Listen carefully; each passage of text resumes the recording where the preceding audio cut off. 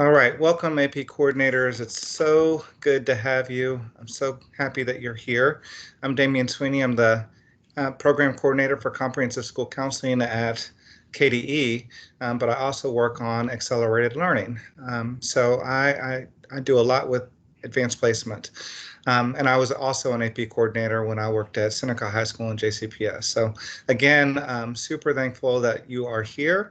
I am fortunate to be able to partner up with Gia Call from College Board.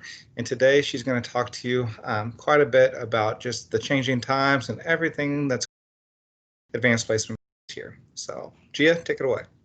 Thank you, Dr. Sweeney. Thank you all for joining the call today. If I'm not mistaken, the majority of you on the call are AP coordinators. And first of all, I would just like to extend my thanks to all of you for taking on this extra role within your school system.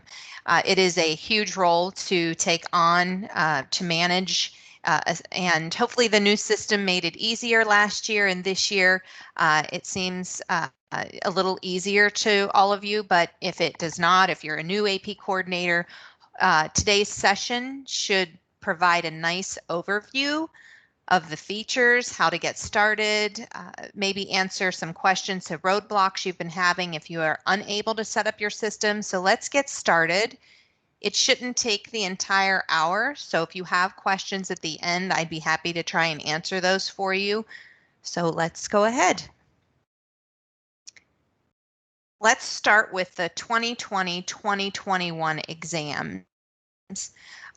This year, they are going to match the traditional published exam descriptions that colleges expect us to cover the full spectrum of the corresponding AP courses that are taught on your campus.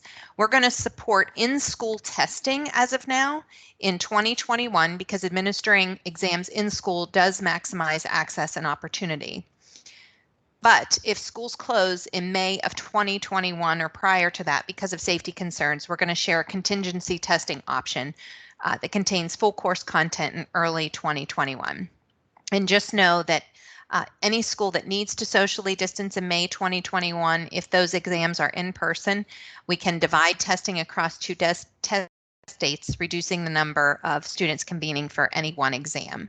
But please pay close attention to this slide regarding the last bullet point, and you can rest assured that I will share any updates that we have to the testing plan and a contingency testing option, first with Dr. Sweeney at the Department of Education and then with all of you if there are any changes that will be made. So what I want you to know is that while this is wonderful that we're all meeting, and I hope you know that you do have an open line of communication with me always, there is an AP coordinator community, and I find that there's no place better for AP coordinators to go than to a community where there are other AP coordinators that is monitored by the College Board. So this AP coordinator community that you're seeing on screen is monitored by College Board. You can join it if you're an AP coordinator by going to the hyperlink in the screen, and Dr. Sweeney will post this recording once we're done, and I'll make sure that he also has a hard copy so that if you do need a copy and you need the hyperlinks within this to get to the resources, you have them available. But on this particular screen, you'll see a discussion board. The discussion board, you can feel free to post questions once you're a member. And these questions can be answered and are overseen by the College Board community as well as the College Board itself. So please feel free to scour this for information if you're having any difficulties, and also post your question if you don't already see it there. And that's the AP Coordinator community. We also have a YouTube channel. This is a fantastic resource. If some of you have new AP teachers that are joining your staff this year that are teaching new AP courses, please send them to the YouTube channel. All they have to do is Google Advanced Placement YouTube channel, and you can find it here or use the hyperlink embedded. This shows the teachers of all subjects what resources they have for AP Classroom, how to use AP Classroom. There's short tutorial videos for how to assign questions, overviews for each of the sections of AP Classroom, so please guide your teachers to the Advanced Placement YouTube channel for all of their needs around AP Classroom. Now let's get into AP Course Audit, the AP Registration Ordering Setup, and AP Course Section Setup. Everything that you see in your Advanced Placement Registration and Ordering system comes from the AP Course Audit. Just yesterday, I had a phone call with a school in Jefferson County that wanted to know why a course was not showing up in his AP registration and ordering system.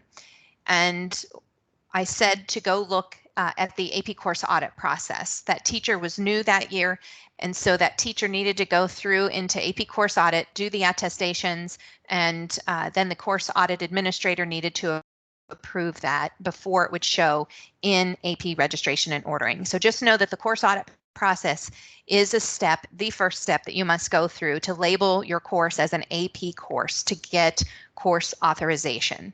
And once you have that course authorization, the teacher will then have access to the confidential practice exams and other resources, including the AP question bank that are reserved for AP teacher usage. This is also the way that your course gets recognized in the AP course ledger. If you're not familiar, you can just go to our site, find the AP course ledger or Google it, and you will be able to see it is a public facing site. For the past, I think it's 5 years, you'll be able to see a record of AP courses offered at schools within your district, within your state, or for your very own school. And that's called the AP course ledger, and that feeds directly off of the AP course audit. So if you have a returning AP teacher and they taught a course audit authorized course last year, you would have seen them in AP registration and ordering. The school's course audit administrator must renew previously authorized courses by January 31st to make sure that teachers maintain their AP classroom access. It's very important. If this course is not authorized by the course audit administrator, teachers will lose their AP classroom access after the January 31st deadline. So please do make sure that's done. Make sure your course audit is nice and buttoned up so that the APRO system is correct and that the teachers and students maintain their AP classroom access. For the teacher, I have hyperlinked the course audit calendar. And you'll see that there was a date that passed recently in October for AP Capstone and AP Computer Science materials. And that is because those two courses require access to a digital portfolio. So the quicker you can get that approved, you can make sure that that digital portfolio access is open. Then January 31st is the deadline to complete all of the submissions for the AP course audit for all courses. There is really no wiggle room. I like to tell schools that the deadline is October 31st, just because after October 31st, with the 2 holidays at the end of the school year, it becomes difficult because everything picks up in pace, and before you know it, it's January 31st. So set your own deadline at your school, but know that January 31st is the absolute deadline for the AP course audit.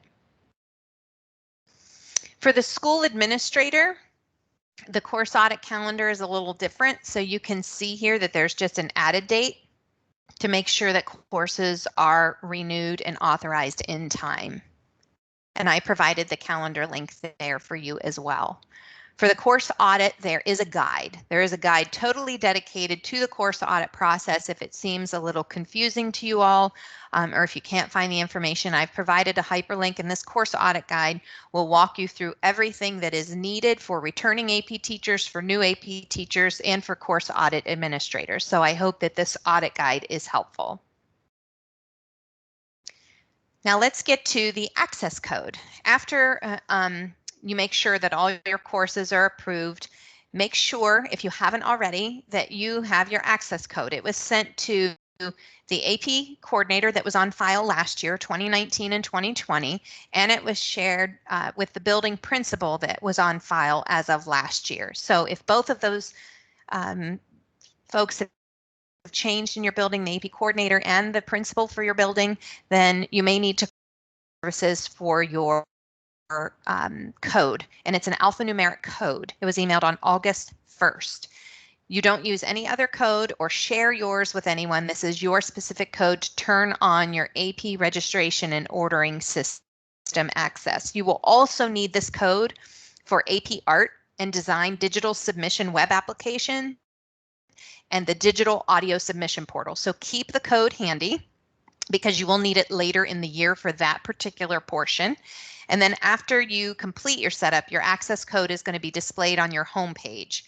You can reference this on page 60 of your AP Coordinator's Manual.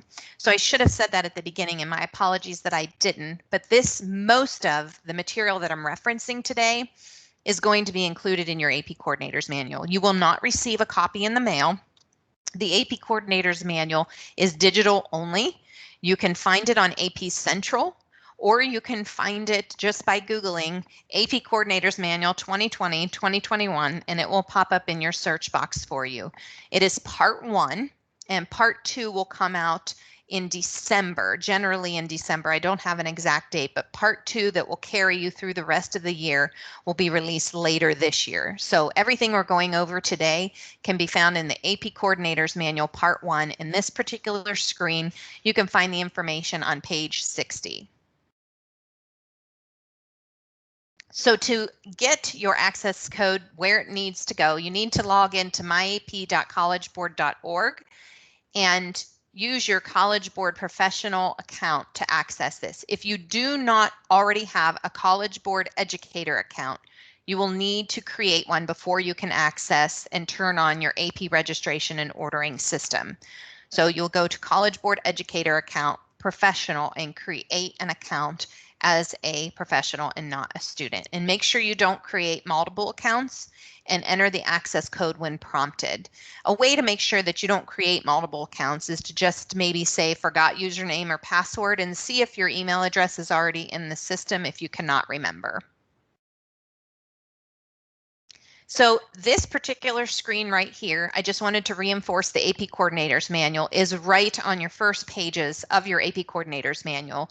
There are pictures and step-by-step processes for teachers and coordinators and principals regarding how to access and set up the system. In this particular screen, this is about your access code, and it contains the AP Services for Educators phone number where you will need to call if you cannot access your code. If they say it takes 3 to 5 days, they need to escalate it. So just know that they will get back in touch with you. You'll probably receive an email back from customer service with the access code you need to have to turn on your AP registration and ordering system. So please do that as soon as possible if you have not turned on AP registration and ordering yet and cannot locate the code. Also, a situation came up today with a school where they let the teachers set up AP registration and ordering, which is fine. The AP coordinator can set up sections, or you can as the AP coordinator. So I just want to let you know to make sure that even if you let the teachers set up their sections, or the teachers did set up their sections, just to go in, look at AP registration and ordering, check it against your master schedule, and make sure that all the courses that you're offering are in AP registration and ordering.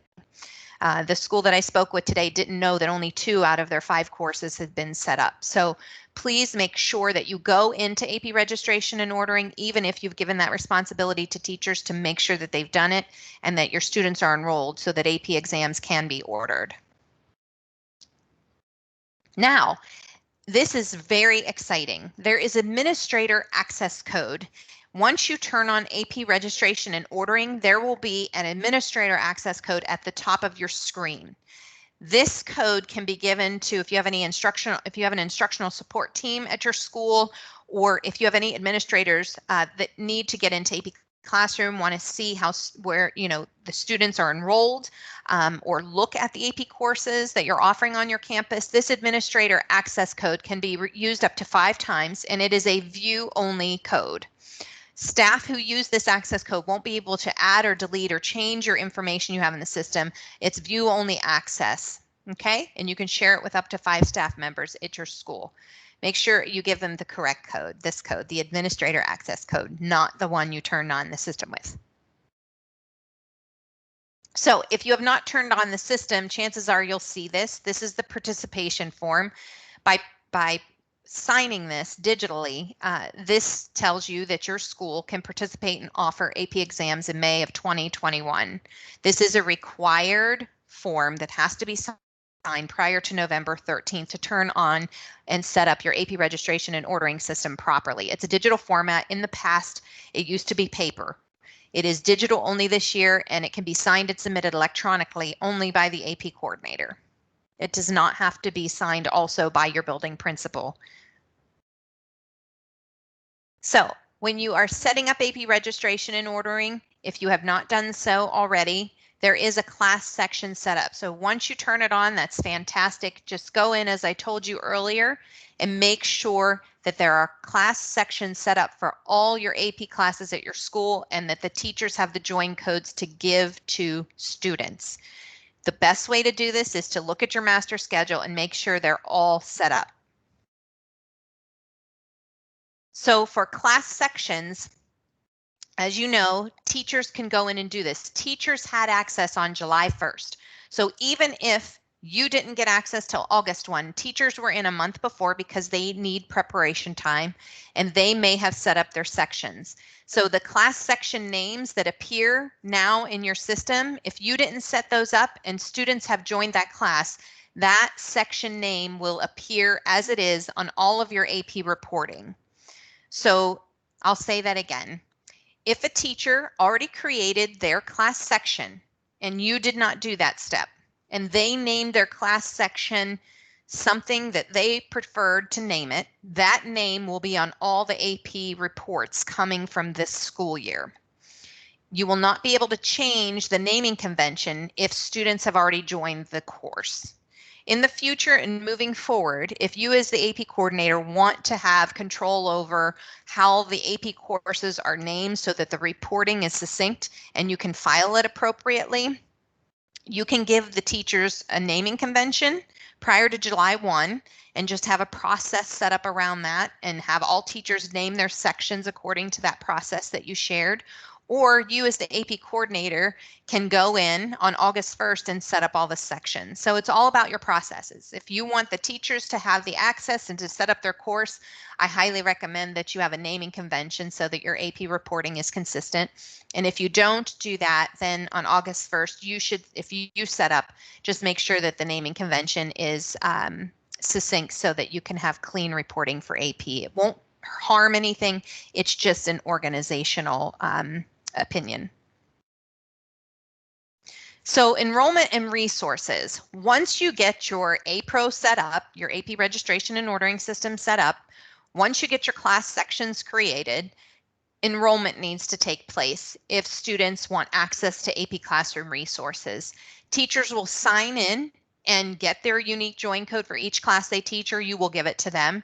They share the join code with the students along with the instructions for signing in. And you can see the hyperlink there, collegeboard.org/join class. And then students can join and then they log in and they will have access to classroom resources. And we'll get into how that looks here very briefly. And then order finalization, it's coming up. It's a little over 2 weeks away. If you are offering any first year or full year, I'll get it right, full year or first semester courses, the exam ordering deadline is November 13th. Again, if a course started in August or September at the beginning of your school year and lasts through the first semester, or is a full year AP course, the ordering deadline for those exams is November 13th. The final ordering deadline for second semester courses, any course that starts after November 13th, is March 12th, 2021. Okay, so those are your ordering deadlines.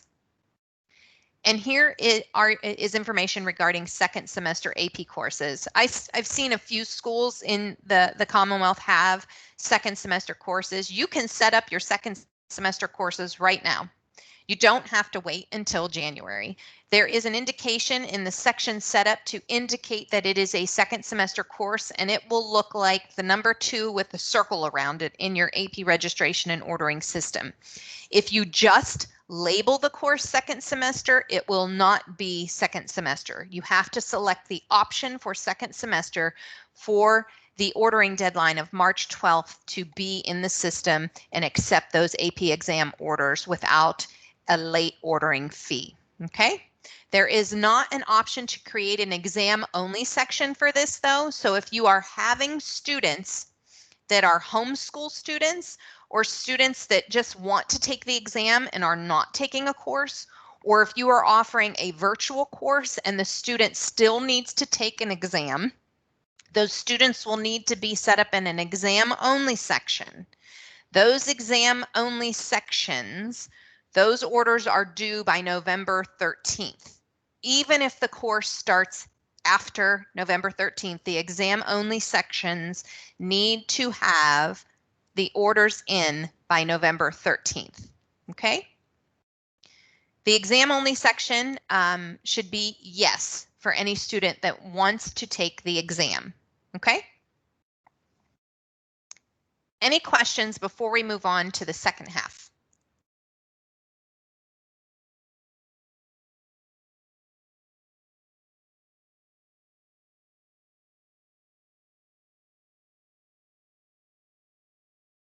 I'll give it about 10 more seconds if you need to come off mute, if any questions are out there.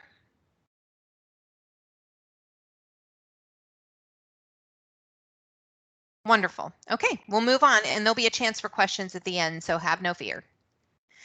We're going to go into some resources that you have for teachers and students, and this is just so you're aware of what the AP registration and ordering system gives access to. This year, we know that resources have a need to be flexible for use across multiple environments. I know that many of you are either completely virtual, in a hybrid model, and some of you are in person. So please know that these resources within AP Classroom, once you give those teachers the join code and those students join AP Classroom, these resources can be used either in person in a hybrid blended learning situation or a completely online learning environment. The way that they access this is just like you. They go to myap.collegeboard.org, they enter in their username and password, they join their course, and then they get access. What AP Classroom is basically a digital version of the course and exam description guide. So these were mailed out to teachers in hard copies last year. Digital copies of the course exam description binders are online now, and they are in AP Central under the course exam description pages. You can download the course and exam description binder for the courses for advanced placement, and these courses have units that are organized and sequenced with particular pacing that teachers can adopt or modify for their particular subject area. And the sequence will enable skill practice and progressive complexity from unit to unit. So unit 1, they'll have personal progress checks at the end of each unit. There'll be unit 1, unit 2, unit 3, unit 4, unit 5, and some through unit 8 for AP subjects, and they will go through progressive complexity throughout the course, and there is pacing at 140 classes, 45 minutes each, accounting for non-instruction days. And there are also embedded instructional strategies so that teachers can model how to effectively build knowledge and skills relevant to each topic unit. This is what it looks like. I'm not going to get too deep, but I do want you to know what those course exam description guides are. This is a sample from a unit 2. There's a unit at a glance to give the teacher an overview of the unit. There's sample instructional activities, which I just spoke about. And then there are topic pages that tell the teacher which topic it is, what the learning objective is, the enduring understanding, and also the essential knowledge. This is what the unit layout looks like at the course at a glance. So you can see the chemistry of life is unit 1. Then you look at unit 2, cell structure and function. If I'm not mistaken, I think this is for biology. And then you can see at the bottom, there are personal progress checks for each unit. So if you are having a teacher using AP Classroom, they can follow this sequence and do personal progress checks at the end of each unit to make sure that students are on track for that particular course. Then we have AP Daily videos. This is very important. I'm going to go back. The content in AP Classroom that you see here The majority of it, including those personal progress checks, have to be assigned by a teacher, an AP teacher. A teacher needs to go in, it's called AP Classroom, and you generally need a teacher for any classroom. So AP Classroom needs a teacher to assign these personal progress checks and work through the course exam description guide at their own pace and within AP Classroom to teach the AP course. But these new AP Daily videos, they can be accessed by students without a teacher assigning them. These are new this year. And this is why I'm talking with you all about this particular piece in depth.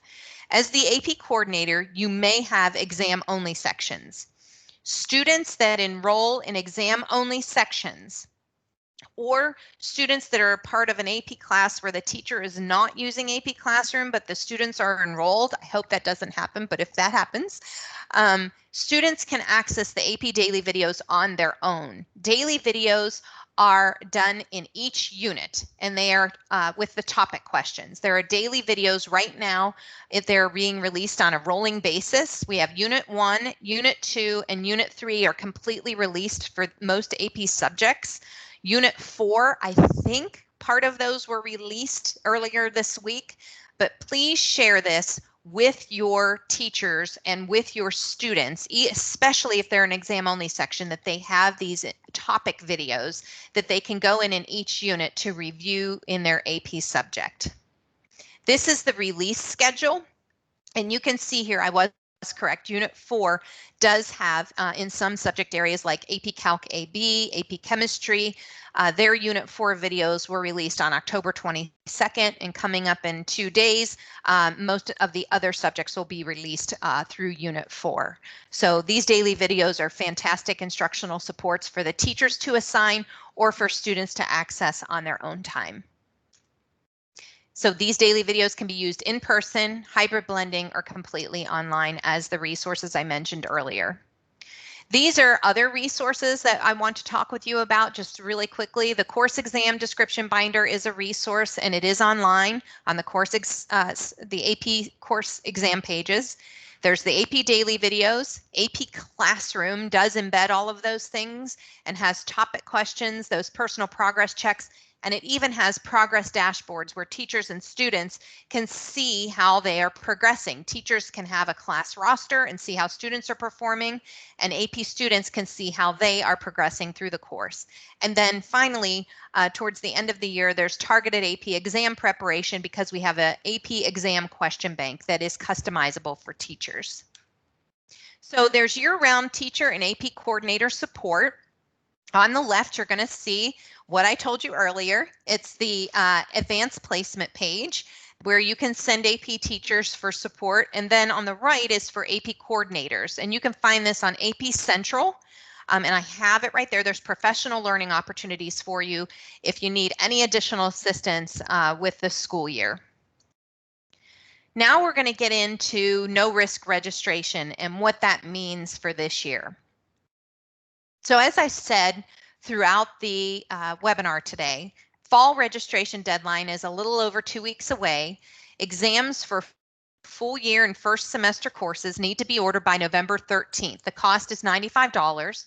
There is a late registration. So if a student is not marked yes in the APRO system, if they want to take the exam after November 13th for a full year or first semester course, there will be a $40 fee. However, if they are marked as yes in the AP registration and ordering system and then simply choose not to take the exam in May, they will not have a cancellation fee or an unused test fee, and your school will not be charged the $95 exam fee. So there will be a zero fee at the end if they are set to yes and then they decide to not take the exam. Okay? March 12th is the spring ordering deadline. So any course after November 13th that starts after November 13th, March 12th is that deadline. Then there are 2 other deadlines. January 15th is a deadline for SSD or accommodations. So if you have any exams requiring accommodations, I would not suggest waiting until January 15th, but you have until January 15th to request accommodations. For April 30th, that is the absolute last day that you can mark the box for a fee reduction status for an exam. And we'll go over that here on the next screen.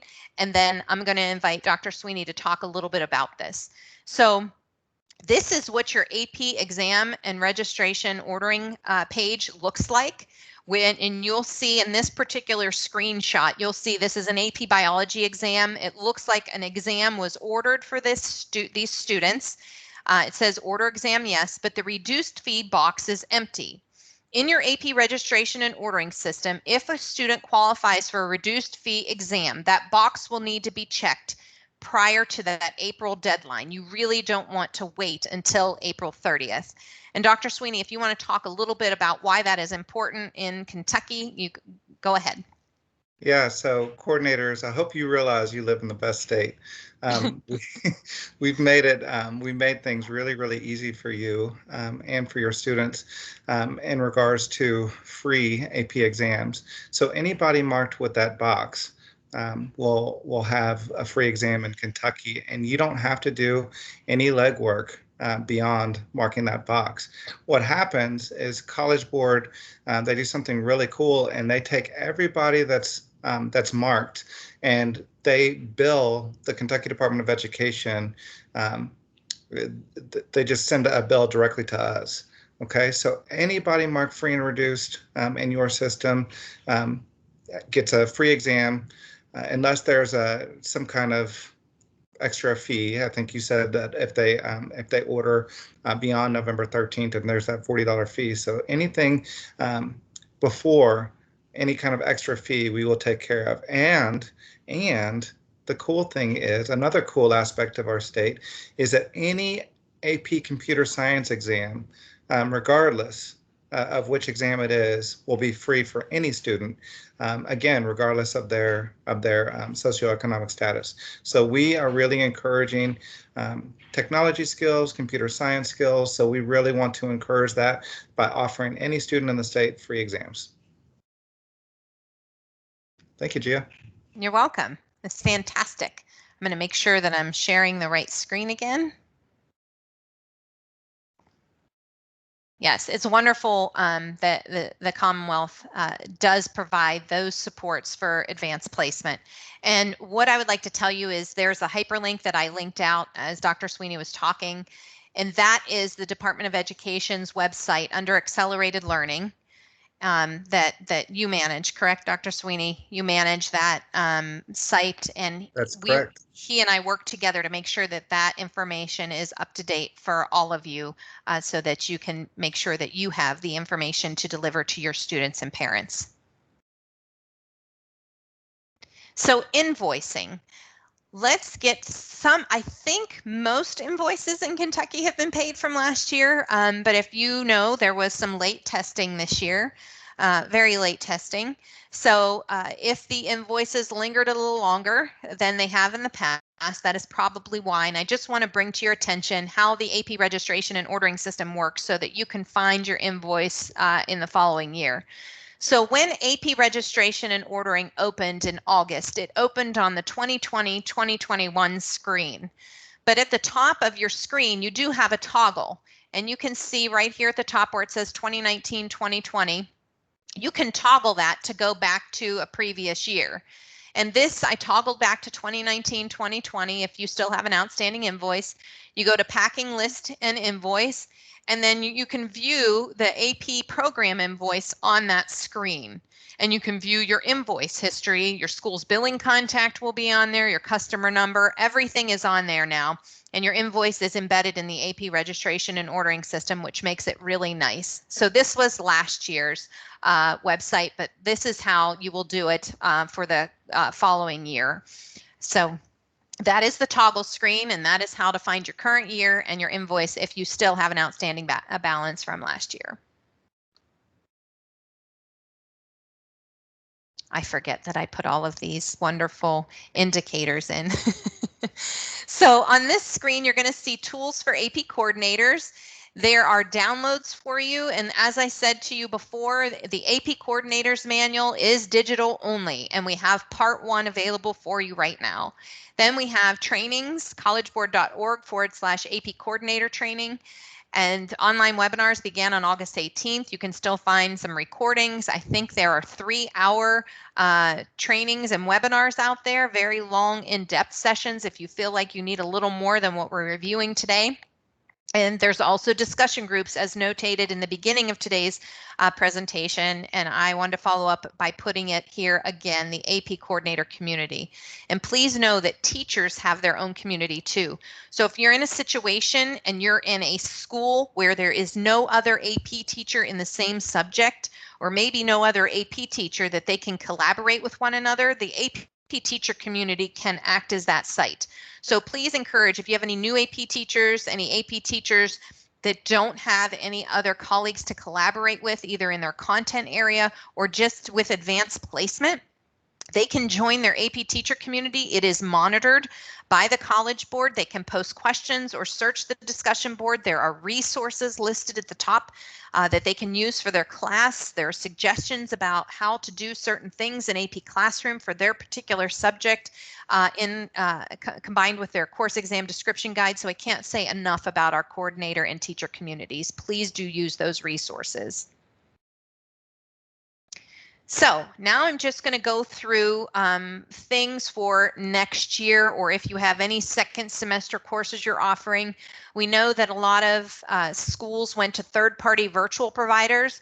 So this presentation, I'm just sharing with you a list of questions the AP program developed to ask yourselves if you are going to be partnering with a third-party virtual provider for advanced placement. So these questions are just to help you through the thought process in choosing your third-party virtual provider, and they can be used certainly in second semester and next year. Then we have third-party tools. The AP program compiled a list of responses from AP teachers that talk about the most helpful resources they have found for online instruction. Under the Resources tab, in the teacher community, the teachers will find the list of what AP teachers shared with us are the most helpful tools for their online instruction. So please, again, encourage teachers to visit their teacher community. And then we have recommendations for lab courses. We know that the pandemic is preventing your school from providing on-site access to the laboratory environment, instruments, and materials, and that 25% of the instructional time spent on the hands-on lab requirement can be met in the following ways, either through virtual labs, simulations accompanied by student work, or labs that can be safely conducted at home. But regardless of the way that the hands-on laboratory requirement is met, all student laboratory experiences must continue to be supervised by a science educator. So the AP program provided a list of recommended digital resources for each AP subject. And it is available, it says available later this summer. It is available under those resources in the teacher community. And then for art and design, please know that the AP Teachers for Art and Design can utilize a remote learning toolkit developed by the National Art Education Association to enhance existing curriculums and connect students with artists, art and design curriculum, and please rest assured it is student-centered curriculum based on inquiry. So there are digital resources available here. Please have your art teachers visit the AP community, again, the online AP teacher community, and visit the resources tab for this remote learning toolkit. I hope that you can see the importance of the communities that we have developed for both you as a coordinator and for your teachers.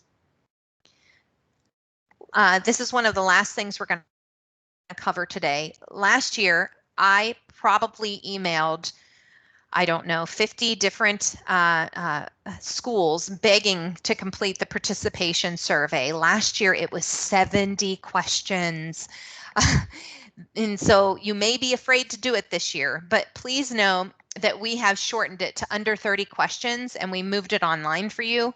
The only way that we can make important program decisions and inform the development of new AP related initiatives is by your voice.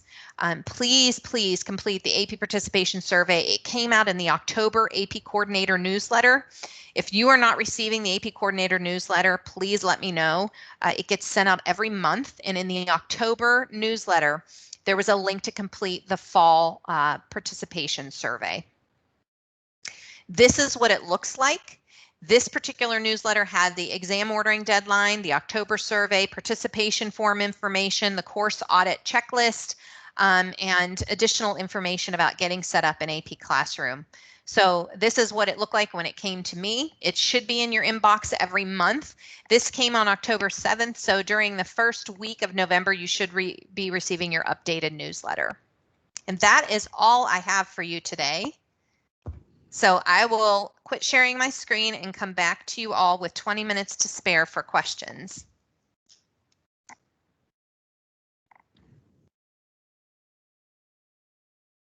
Are there any questions for Gia? I'd also like to let you know that Gia and I have a tough balancing act. We're often talking about how can we provide them with the most support possible without overwhelming them with information. So if there's a better way that I can support you from KDE, or that this partnership can support you, please email us and let us know, because we're always seeking ways to do that. Absolutely. Any final questions for Gia? Miss Burnham, it's good to see you from Marshall County. Hey guys. Great to have you. All right. Well, thank you so much, Gia, once again for your partnership and for preparing today's webinar. The Kentucky Department of Education, all of the Commonwealth, and I'll even speak with these AP coordinators. We all appreciate you so much. Thank you, and I appreciate all of you very much. It takes a partnership for sure to get things moving each school year, and I know your time is so limited this year, so I'm happy to give some of that back to you. All right. You guys have a great day. Let us know if we can support you. Take care. Thank you.